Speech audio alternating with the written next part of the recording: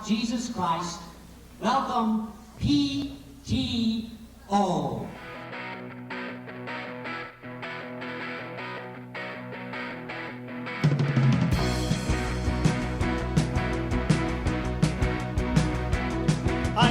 Let's put together music that's going to be done to the glory of God. And all of a sudden, you'd see all of them moving along with the music.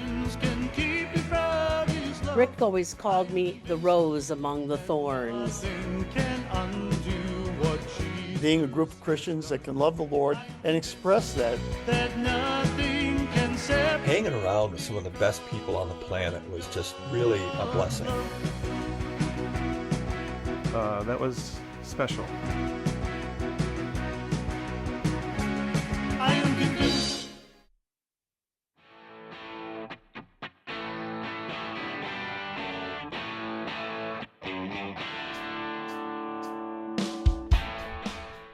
Rock and roll, a genre recognized across multiple generations and being a driving force for music for decades. Even with the initial pushback in the 50s, it pushed on to inspire thousands and generate millions of fans. It expanded to multiple styles of rock. Some may call it dead, yet without its dominance, much of the music today would simply not exist. Yet a question remained among those who were in particular religious. Could rock be used to praise God? This is what happened in the 1980s with the Wisconsin Evangelical Lutheran Synod, as a band would rise to the challenge of showing that rock, and any musical genre, can indeed praise Him. This is the story of Ex Corde. But we got to start somewhere, and the best place to start is where they got their love for music. What got me interested in music was probably my dad. He was a piano player and organist and choir director, and so we had music on quite a bit in our home. And then came the rock and roll age, and I wanted to be a rock and roll musician. So I took up the guitar and joined a few bands in high school and in college. We were called All Right, that was one of them. And then there was a song by Elton John called Betty and the Jets. Well, my nickname in high school was Lenny, so we were Lenny and the Jets, a different band. I grew up on a dairy farm in Michigan, interested in music from, I guess, rock music, ever since I kind of first started listening to it when I was younger. My parents were into music. They weren't super good musicians, but they were always listening to music from their era, and they would actually sing to us in the car. And I would sit down in the basement and pretend I couldn't play guitar. I played piano a little bit, but I was pretending I was playing the drums or the guitar or things like that to songs off the radio. Yeah, I think I was forced into it. My mom bought a spinet organ and, of course, wanted me back in grade school to show off for all the relatives when they would stop in. So I think I took 1 year of music lessons with a lady by the name of Ruby Katie, and she was the one who kind of gave me the insight of how to literally chord everything and be able to play with any kind of band, which was different from a lot of keyboardists that would learn all the keyboard theory and the notes and this. Well, I sang as a little girl all the time. We were always entertaining relatives at get-togethers, myself and my brother. And when I went to Michigan Lutheran Seminary for high school, that's how I knew Rod, Rick, and Dan that are in the group. And then when I got to high school, I had the chance to be able to play in a couple different bands, and I played with Rod, and he was my roommate. One of the things he taught me was how to make sure that I could play any chord on the piano in any position, wherever it was. And we were in such amazing groups, like I think it was Fresh Garbage was one of the favorites. Yeah. Let's see, FTP. For the people. Or Or Free the People or whatever. Free the people, something. In high school, I was in musicals like Brigadoon and things like that. When I got to Dr. Martin Luther College, then I was in the musicals South Pacific and Bye Bye Birdie, and I had leading roles in that. But I always played my guitar and did music on the side and things like that. Music had always been of interest to me. I early on I was in a little choir at church and things like that. But when I got confirmed, I used the confirmation money to buy a sound system. And then I was in a little band, and it was called United Four. And But then how I met my husband in Canada, Phil here, was on a choir tour while I was at Michigan Lutheran Seminary. Got together again at that time Dr. Martin Luther College, which is now MLC, and we started singing right away together at college. Always kind of wanted to be in a band. Never really had the opportunity until I went to college. But a group of us guys decided during our freshman year there that when we came back for our sophomore year, just as kind of a fun thing and a part-time job, we were going to start a band. That summer was the first summer that I ever picked up a pair of drumsticks and just kind of taught myself, imitating drummers that I heard. So Rod and I go way back to like 1973 when we started playing music together. We ended up kind of forming a band that would play throughout the summers and mostly in bars. So about every Friday and Saturday night, we would be at one of the local bars in Wisconsin playing music until 1 or 2 in the morning. But the bottom line is I think that's where I developed my love for music. And it was really Rick that took it a different step then of saying, we're playing all this music. Why don't we play music to the glory of God? So I went away to college, and it was an all-men's college, so there wasn't a whole lot of things to do at night. So I started playing guitar my freshman year of college. Out of college, in my first call, I was in an area where one of the other pastors got all the youth group leaders, and besides being a principal and a teacher, I was the youth group leader at my church. He said, hey, we're going to sponsor the International Youth Rally here in Ann Arbor. And at one point, one of the people said, what are we going to do? That one night we always have the students do like a talent show, and then we have like a concert. And I said, how would you like it if I got a bunch of pastors and teachers together and we played rock and roll? And they said, oh, that would be cool. Well, I didn't have a band, but I started calling. it was in 1980 or 81 maybe that Rick Gibson called Vicki and myself and said, you want to get together for this youth rally? And he knew that I had played drums, and of course Rod played keyboards, and he knew some people from college. Asked them to come. We had about 10 different people. My wife played bass guitar then for a while. And so we told them that we would do all of the devotions every morning when the whole rally got together, and we learned some music for that. But then we did secular music for our concert. So things like You Lost That Lovin' Feeling, hit me with your best shot. But we just did entertaining kind of music. And what happened was a bunch of people saw that, hey, these guys are pastors and teachers. If we had them over to our high school, they'd play rock and roll that the kids learn, but they wouldn't do the naughty stuff. And so we started getting asked to perform around the Midwest. And then that same pastor who had first got us together for the International Youth Rally that we did said, Rick, I want to take you to a different church body where they have youth rallies and show you what they do with the music. So we went to one in Detroit, and I saw bands that did devotions, I saw bands that did, and all this was Christian music, all different genres of Christian music. And to tell you the truth, I thought maybe most Christian music was like Kumbaya. Oh yeah, music. There wasn't a lot of Christian radio. Occasionally, some of the secular stations would have like 2 hours on a Sunday morning or a Sunday evening. They'd have 2 or 3 hours of Christian rock. They'd have some Amy Grant or something like that there. And then in 1985 at the International youth rally in New Ulm. Mark Fryer and a few others were organizing that, and they asked us to do a concert. And by this time, we were called PTO, which means Pastor Teacher Organization. Why don't you guys do Christian music for the next youth rally?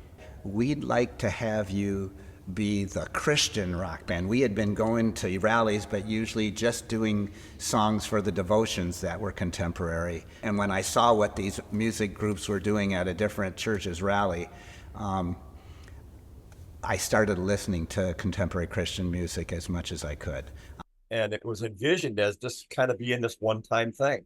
And when we got done, the response from the kids, the response from the adults that were there, told us that our friend Lynette, who was one of our singers at the time, that she was right all along. And then we started getting asked to do a lot more of that stuff. And right around that time, somebody told one of our lead singers about this great musician who was just graduating from college, and he was going to be teaching in the Milwaukee area. And you really should get him in the band. And we did need a better guitarist than me. When I was at DMLC at the time, I went to school with Phil Boileau's, our lead singer's brother, Mark. And so I got a call from Phil, and they said that you guys were having a practice. So went there, and the rest is history. Once we started playing Christian contemporary music, it was just a whole new genre for me. That's when I started playing bass a lot more, because I couldn't keep up with him on guitar. This one we laugh at. We thought that for sure we were going to put an album together, so we better start making some stuff that are posters for when we play. And from 1981 until about 1999, we were asked to play at every youth rally. And for a while that was every other year, and then often we would play at regional rallies in the in-between years. At some point we were doing concerts about 6 or 7 times a year. And if you think about the fact that I was in Michigan, Rod was at Mount Olive in Shakopee, and Lyle and Phil and Vicky and Lynette and Carol, they were in Milwaukee. And we didn't have any digital music, so we would record stuff on cassette tapes and mail them to each other. We were high-tech back then. And then we would arrange a time when we would get together maybe a month before. We'd drive usually to Milwaukee, and we'd practice. And then whenever this event was, we'd all show up. And from there, we went to do quite a few concerts over the years, and we ended up traveling like pretty much all over the place. My kids will remember a lot of their vacations. Georgia, Wisconsin, Minnesota, Michigan, Canada, California, Tennessee. We were in St. Cloud, which wasn't exotic to us, but that Not was exotic at all. Besides the youth rallies, having churches ask us to come, or high schools. One of the most amazing one was when Wisco asked us to come in the late 80s, and the auditorium was packed. We couldn't believe that, but our church body was just learning contemporary Christian music. St. Croix had us come over here. Bloomington Lutheran had us play. In fact, one of our best video recordings was Bloomington Lutheran sponsored a concert, and it was over at small community college in Bloomington. Northwestern Chiropractic. And one of the teachers at St. Croix got them to bring their most expensive audio and video equipment, and they recorded our entire concert.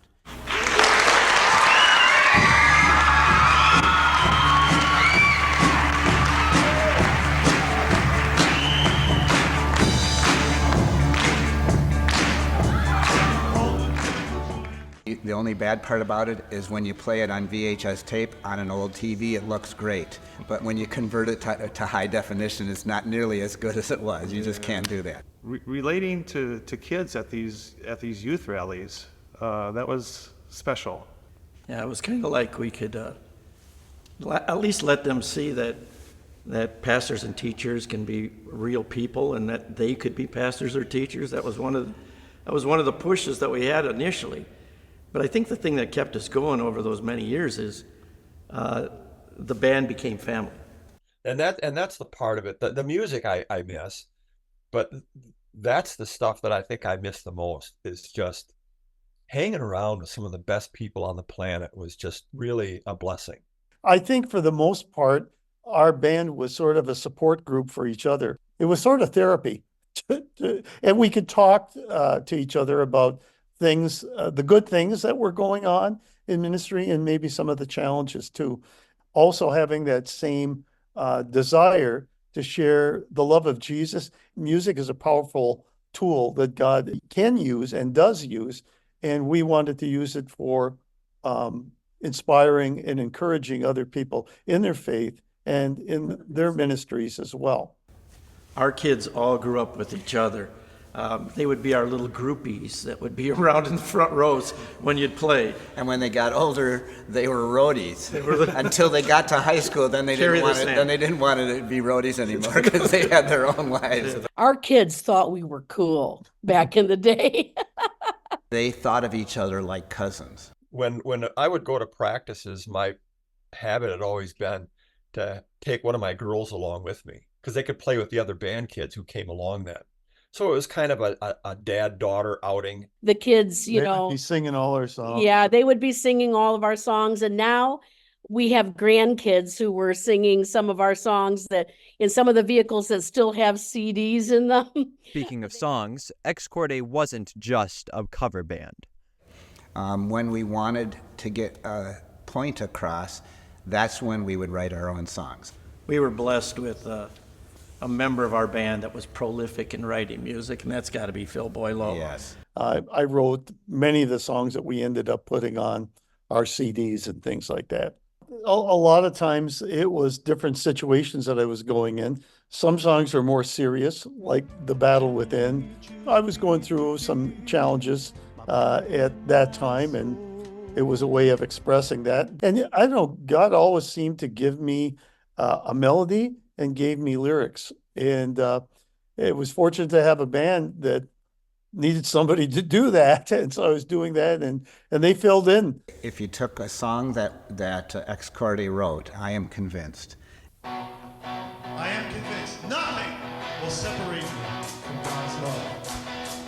I liked it. It was 80s rock. If you listen to it, it's 80s rock. And yet it has great lyrics. A song like I Am Convinced was another one that was, just a sort of a testimony to my faith and how I believe that I'm convinced that nothing can separate us from God's love. And Lyle helped a lot with that. Lyle does a thing that after he got done, I realized if you look at the circle of fifths, he did almost all of them until he got to the key that we were moving to. And it's just, he's doing power chords. And it's really cool. But he had a lot of things that he added when Phil was writing music. And these guys are excellent musicians that they could pick it up real fast too and add their own little things to the song to make it sound even better. So Some of the band had their favorites too. That would be like asking me which one of my kids is my favorite. Sometimes some of our songs would be 3-chord progressions, but I always remember when Phil kind of came up and said, let's do this song, Bethlehem. Will happen alone.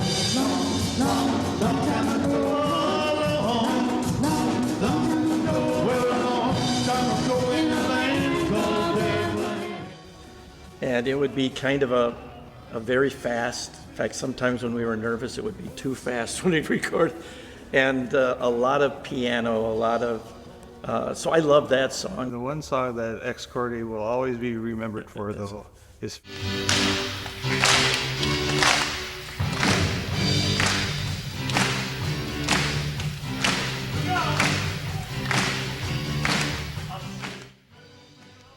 they still play Pharaoh at Camp Croy.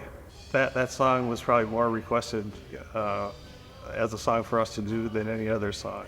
We always laughed because it wasn't really complex. It's 3 chords. It's very 3 chords. And it's to a 60s song, Louie Louie. And we were always looking for songs that were fun to do as sing-alongs with so we would do silly songs too. We were at Camp Phillip, and we got asked to Family Fest. But we noticed that some of the bands were doing both secular music and then some Christian music. And that's what we started out doing, and we were sitting at a practice in one of the little outbuildings that they had, we said, you know, we should do a secular song.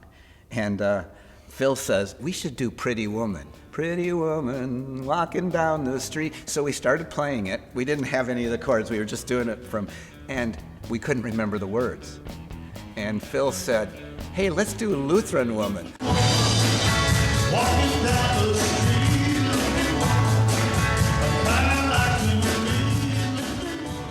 And so we made a parody of what a Lutheran woman making hot dish, teaching Sunday school, singing in the choir.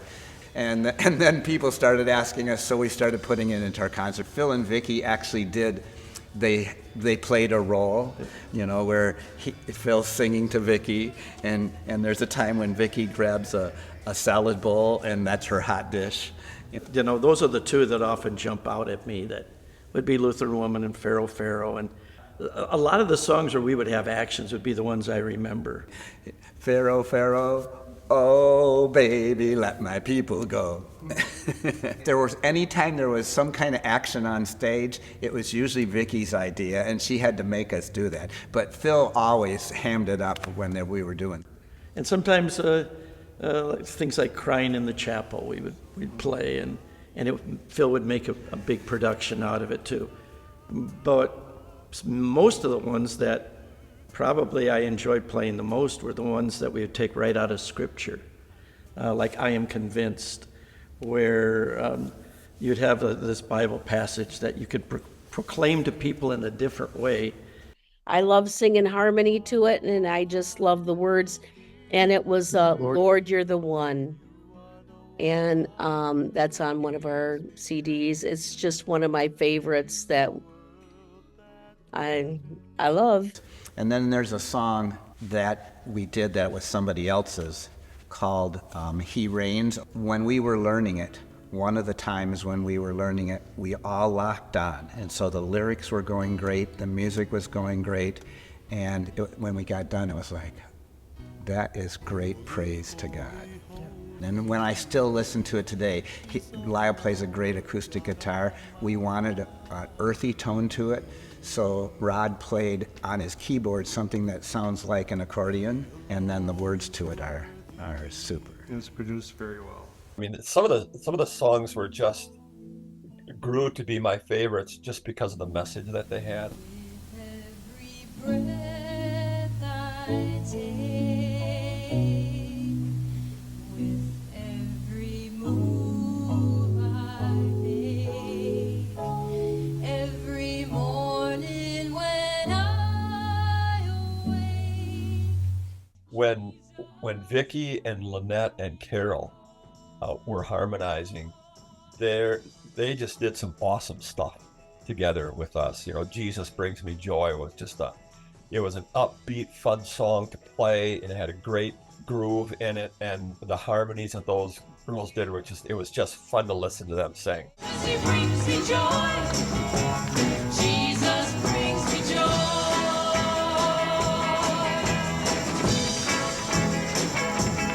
Brings me joy. Brings me joy. Brings me joy. Jesus brings me joy. They were great musicians. If you put Vicki and Carol and Lynette together and give them a song, they'll have the harmony within 30 minutes. That was a lot of fun for me because I wasn't the only one harmonizing then. Rick always called me the rose among the thorns. That made me feel good, but I would not consider all the men thorns at all, not thorns. Besides the music, the memories of being together shined bright. We used to joke about each other because sometimes we'd come out with, at least for the first couple of years, we'd have kind of a similar garb. I would have that sparkly jacket. And so if you look at some of those pictures, it's funny. And we would sort of joke. Also, I had, for a couple concerts, every time I went off stage, when I came back on, I would be wearing a different hat. And I don't know why I thought that was cool. But when I look back at concert tapes, it looks rather hilarious. As well as some mishaps. We usually record or videotape some of these concerts, and you could hear lyrics being sung absolutely wrong. I remember the very first time Phil sang He's Alive. There's about 1,000 words to that song. And he messed up the very first line and he had about 1,000 words to go. It's supposed to be the gates and doors were barred. And I said, the And gates and bars were barred. yeah, It's like, where did that came he from? got his B's and D's mixed up. We were doing a Lutheran high school concert somewhere in Wisconsin, and I'm holding a note, oh, whatever the note is, and all of a sudden I swallow. I didn't even have my mouth closed or anything, and look, and you can hear it on the video. So we have some videos of our bloopers. And solos that just did not go well. And we got a big laugh out of it. We would give each other hard times yeah, about, that's you know. We would also joke because Rod would have his music written out, whether it was chord charts or actually full music, and sometimes there was lots of it. And so he'd be playing, and then he'd throw that off, and he'd bring the next one on. And by the end of the concert, there'd be a pile of it.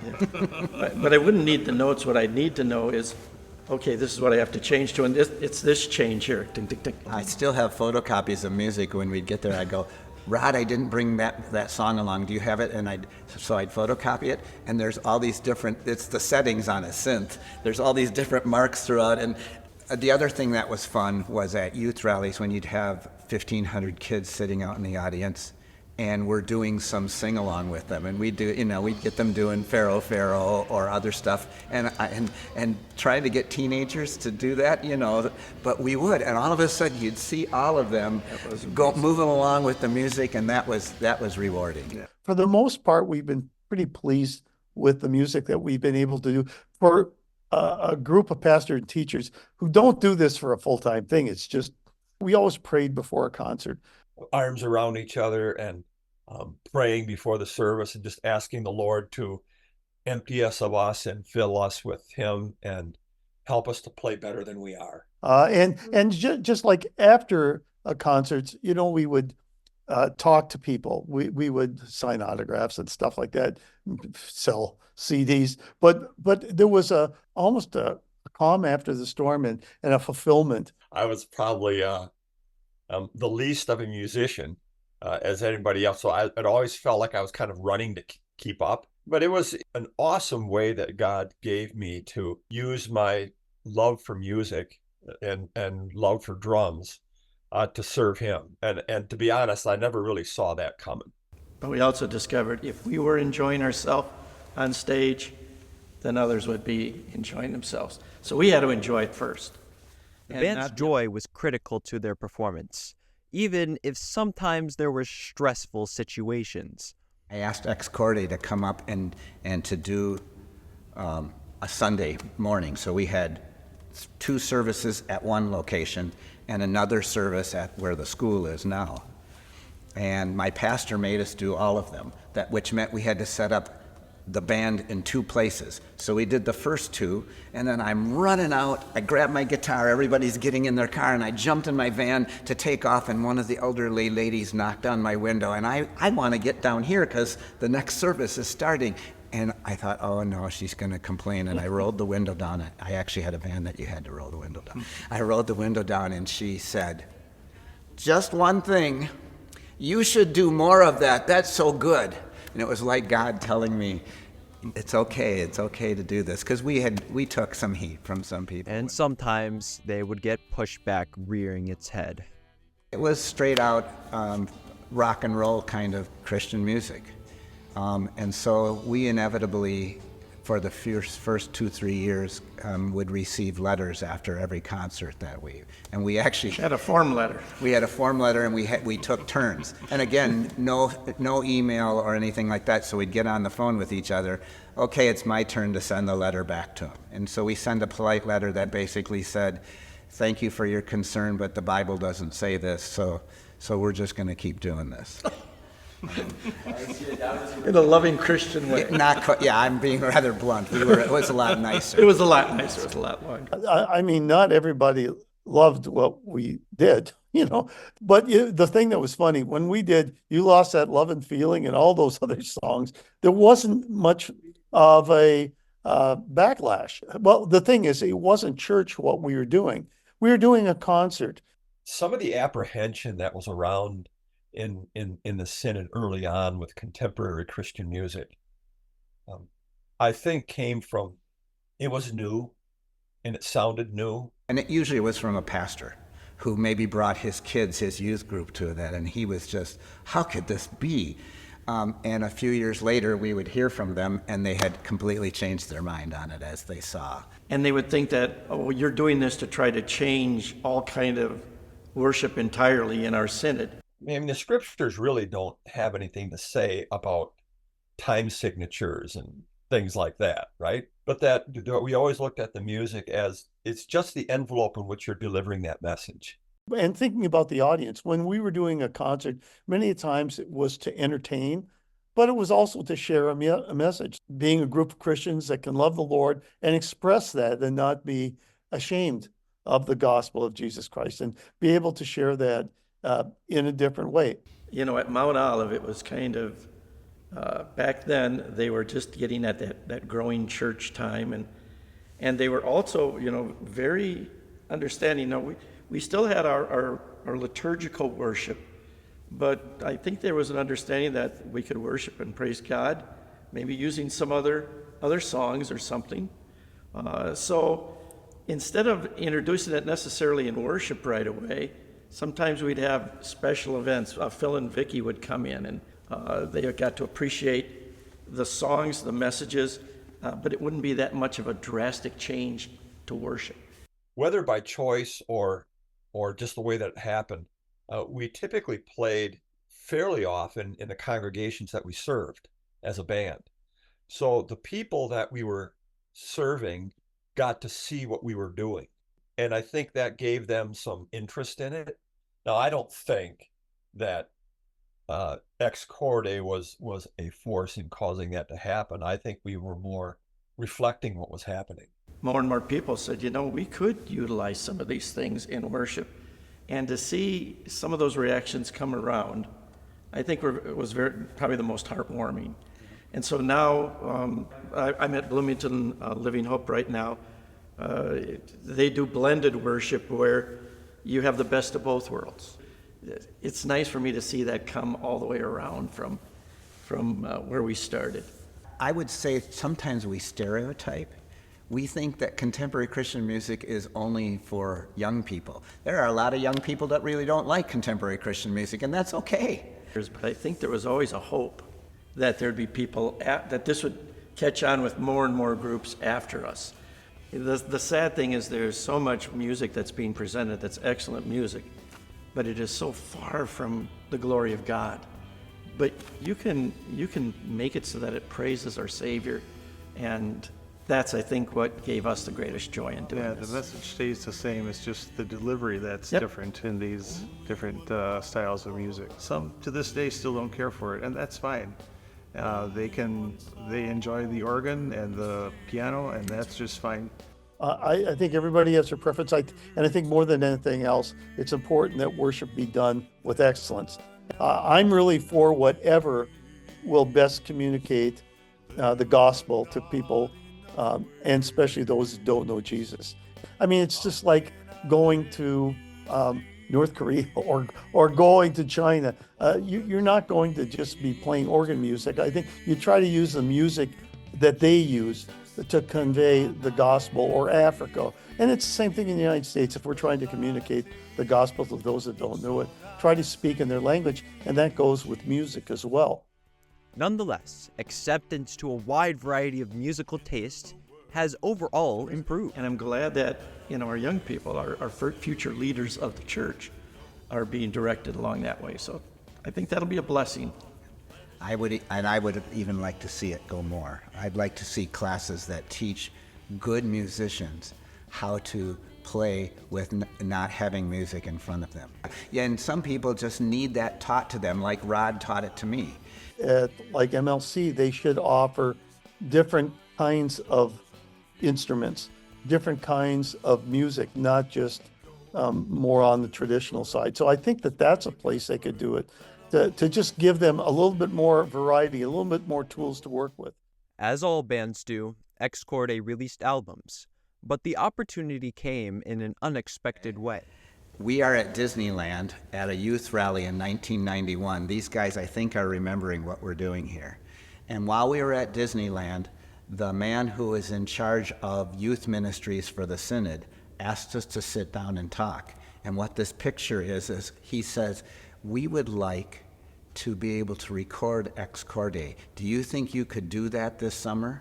They paid for recording time in a studio, and it was my dream to be able to go into a recording studio. And so Daryl Kennedy did a great job of helping us. And what's really unique about that is we got done, and we thought this was our album. And then we found out that what the Synod wanted was they wanted all the recordings, and then they were going to put it on different things. And we were bummed out. So we talked to them, and they said, well, you certainly can have that as your album, but then you have to pay for the studio. All right, so that was about $5,000, if I remember. Time is money. Yep. When you're in a recording studio, and so you there's not a whole lot of time to make mistakes, and so you just do your very, very best at it. You pray a lot and ask the good Lord to help you through this, and which He did.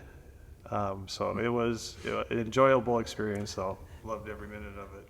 When you're recording with the band and you have the headphones on and you're playing it, but if you make a mistake, you do not even want to look up at your bandmates because you know they heard it too. Because everyone's head goes like this.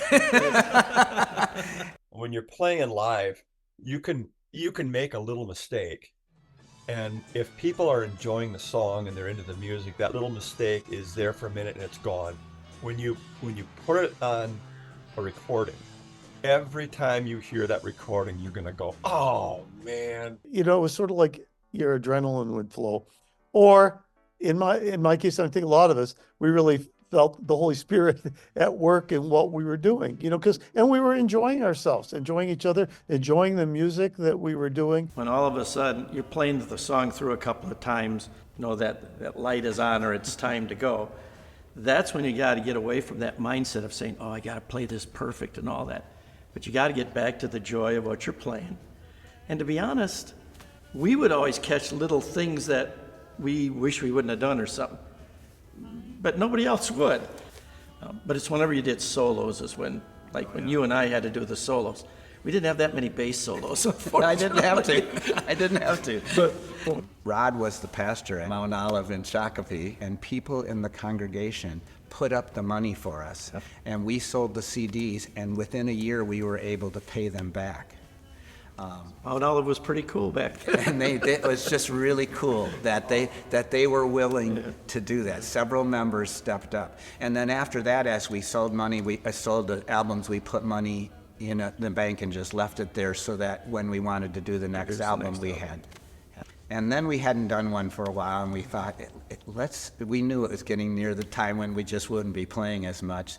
So in 1999, I was here working, and I was helping the music director at the time setting up for a concert, and we were having a hard time with the mixer. They weren't understanding how it was doing, and I asked where he bought it, and I called the place where they bought it, and the guy over the phone gave me directions. And while he was talking, he talked about having that same mixer in his home studio. So when we decided to record, I called him up, and over a Christmas break, we went in his basement, it was a basement studio, and recorded that. And then Phil and Vicki had been doing ministry in Nashville for a while.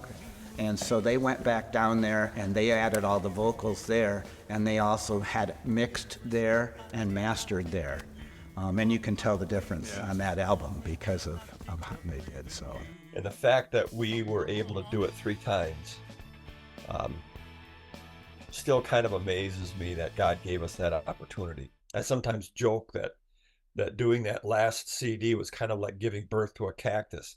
It was great, it was fun, but boy, it was painful at times because there were things that you thought you nailed and you needed to go back and do it again, And part of that is just because of the expectations we had. We wanted to put something out there that was worthy of the word that we were proclaiming through that music. After that, we were playing less and less. We were getting busier with with the contemporary Christian music that was happening in our own churches or here at St. Croix. And the other thing was we were getting older. We joked that sometimes we were, instead of being asked to come to youth rallies, we were going to be asked to go to the old rallies. Every now and then, Phil and I go to a different congregation, and all of a sudden somebody says, "Oh, I remember you years ago when you were at the youth rally." And then this was 2006. And this was, if you look at the background, you might recognize it as Crown of Life with all those slats there. And we played a concert there, the church. And this is when we were here in 2017. Yep. The whole band came here for my 40th ministry anniversary. Is that the last time that we've been together? No, 2019 when we were at Dan's church. Oh, in Michigan. Sometimes we still think about even getting together to do something. I'm not sure exactly how that would go, but it would be sort of neat to try one time anyway. So Ex Corde has a history rich and full of proof that no matter what music someone enjoys, they can use it to proclaim God's love. But of course, it couldn't be done without support from those close. A big thank you goes to our wives and our families. They had to put up with us. Their wives, if it wasn't for the guys' wives who were my best friends, helping to take care of our children while we're practicing. while we would practice and things, I wouldn't have probably been able to participate at all. The congregations that I served, they were always very supportive of what Ex Corde was doing. When you experience joy in the ministry, it just reflects on others. So when I think back to all my buddies at Mount Olive and Bloomington Lutheran and here at St. Croix when I was here for 10 years, those are all people that flash to mind whenever I think of our history at Ex Corde. Finally, because of age and passing time, the band would like to offer some words of wisdom to the young. First of all, just realize the talent that God gave you and be thankful for that. And if there's a way that you can put that talent to use to serve Him, more power to you. Otherwise, just playing for fun and entertaining people, that's a wonderful way to use your God-given talents as well. So I would say just stick with it and do the best you can. I'd say get some good friends around you. That's what really caused us to do what we were doing. And just have those people to not just cheer you on, but you're enjoying the moment together. So I thank God for these good friends too. Find somebody who's doing music that's the same style that you like, so that your first times you're not conflicting. And then don't be afraid if they're asking you to push yourself. Never take things personally. That's true. Because these guys would always ask me to do some outlandish thing, and I'd try. For us, it was this great adventure of saying, let's put together music that's going to be done to the glory of God, and in the style that we like. It's not about you. It's about the one we serve. And it's also about the people that we serve. You play what's going to be able to remove as many obstacles as possible for people to connect to that message. I'm not ashamed of the gospel of Jesus Christ. If we would have stopped because one person or a few people said that isn't appropriate for pastors and teachers, they would have stopped a ministry that went on for decades. And so I think not to be afraid, and that even if there's some criticism that comes your way, not that you don't listen to it, and because there's worthwhile criticism that you can grow and learn from, but not that it stops you. But this idea of enjoy being a Christian. Christians should be the most happy people in the world because of the grace that we have through Jesus Christ. And we should not be afraid to show that. Some of the things that we have to do in service to the Savior aren't necessarily fun. But we still, even from those experiences, carry things away in which God gives us a deeper appreciation for the power of His Word at work. If somebody wants to express themselves, as long as they're not a distraction and things like that, they're just being sincere in what they do, go for it. If you accept those things as blessings that God has given you, it's completely appropriate to enjoy them. Just let your light shine, and whatever you do, do it all for the glory of God, and God will bless it. Indeed, God has blessed the world with the ability to bring people together through music. I hope this video was a blessing to you, as my opportunity to interview Ex Corde was a blessing to myself. Do not be ashamed of the gospel, and remember that happiness is a warm puppy. And you might be wondering, what does Ex Corde mean? So we sort of got the name PTO because we didn't have a name, and after that first youth rally, people wanted us to come and play at their high school, and they wanted a name, and we didn't know, so we just sort of came up with PTO. And you know that while I was here, I taught Latin, and so Latin's been important to me, and it's a Latin phrase that means from the heart. And I really think what it was we couldn't think of anything better after I said, how about Ex Corde? So that's how we got it. I am convinced neither death nor my life can keep me from his love. I am convinced that angels nor demons can keep me from his love. I am convinced. That'd be money, right? We made a lot of money. We spent a lot of usually we Spent a lot of money. we spent money to play in concerts for the Yes. longest time. I am convinced neither death nor my life can keep me from. I ended up, instead of bringing my black pants, I brought the black pants of my son. So when I went to put them on, they were way too tight and I couldn't even buckle them up. So we had to go ahead and try to find a pair of dress pants from somebody. Nothing can separate me from